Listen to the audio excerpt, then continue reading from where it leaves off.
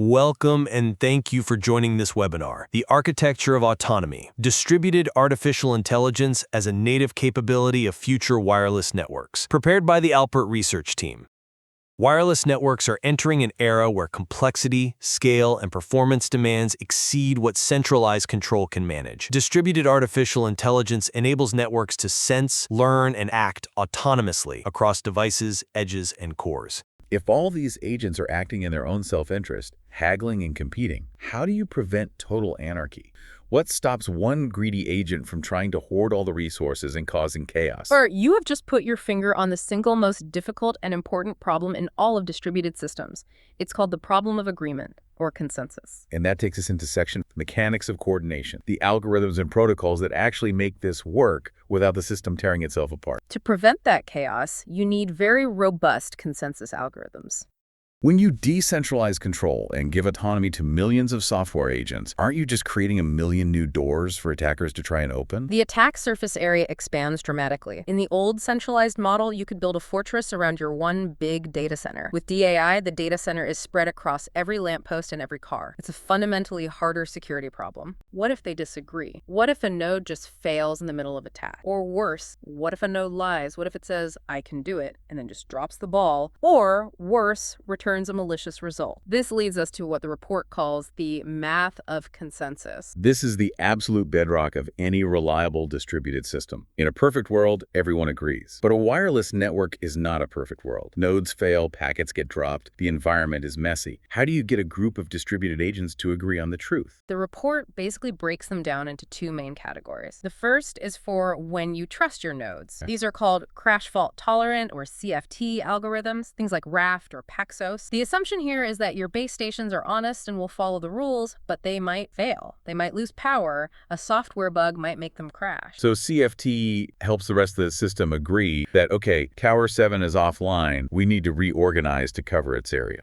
A wireless network isn't a sealed, trusted environment. It's out there in the world, things can get hacked. Or you could have a malicious node deliberately trying to disrupt the network. And that's where you need the second, much stronger category, Byzantine fault tolerance, or BFT. It's from a classic thought experiment about Byzantine generals surrounding a city. They have to agree on whether to attack or retreat, but some of them might be traitors who will send deceptive messages to sabotage the plan. It's designed to handle liars. A hacked base station agent could start broadcasting fake congestion reports to trick its neighbors into giving it more spectrum. A BFT algorithm allows the group of honest agents to mathematically prove who is lying and then vote to ignore their messages, ensuring the overall system still reaches the correct, honest consensus. It's absolutely essential for security. A lot of the research in the Alpert report focuses on what's called lightweight BFT, things like reputation systems. It's not purely cryptographic, it's also behavioral. If a node has been a reliable, honest participant in the network for a month, we give it a high trust score, we weigh its input more heavily. But if a brand new node joins the network, we treat it with suspicion until it proves itself. It's basically building a credit score for routers and base stations.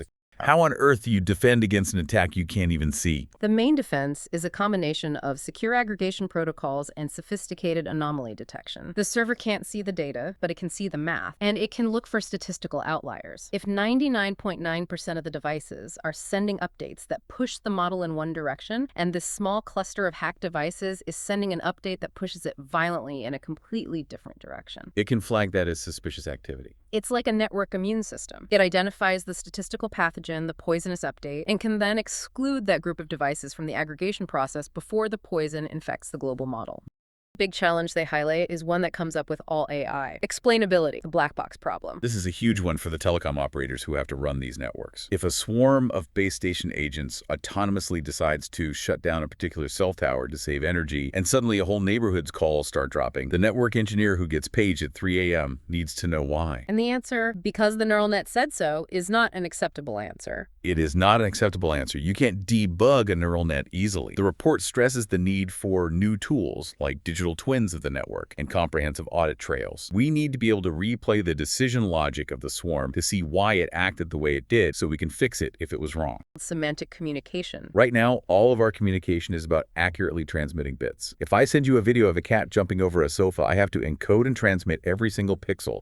It's a huge amount of data, megabytes or gigabytes. Semantic communication completely changes the goal. It moves from transmitting bits to transmitting meaning. Instead of sending the pixels, an AI on my phone would analyze the video and send a highly compressed semantic description. A fluffy orange cat is jumping gracefully over a blue sofa in a well-lit room. And the receiver's phone. The AI on the receiver's phone would take that semantic description and use its own generative model to reconstruct the video. It recreates the scene based on the meaning. Now, it might not be pixel for pixel identical to the original video. Maybe the cat's shade of orange is slightly different, but the meaning is perfectly preserved. And the amount of data transmitted could be reduced by orders of magnitude, almost like a form of technological telepathy.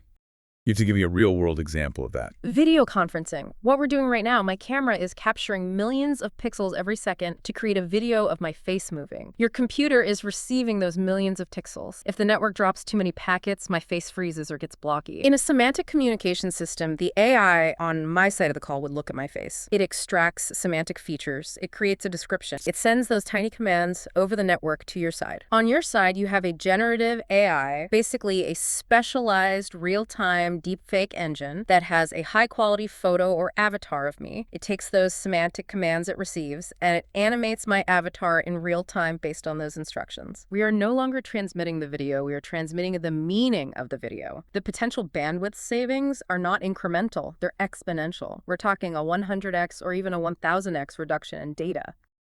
What if the AI on your end makes a mistake? What if it hallucinates? If the network itself starts making stuff up, can we ever really trust it? This introduces a new kind of error, what researchers are calling semantic noise. It's not static on the line, it's a fundamental misunderstanding of intent. Think about a medical context. A surgeon in New York remotely guiding a robot performing surgery in a rural hospital. If the AI reconstructs a tumor where there isn't one, Lives are at risk.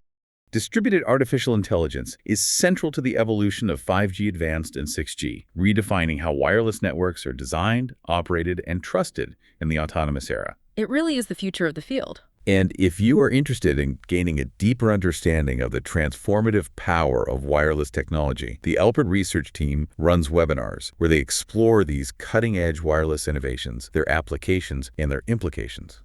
We encourage you to click the links below to learn more. It's well worth your time if this topic is interesting to you. Thanks for listening. We'll see you next time.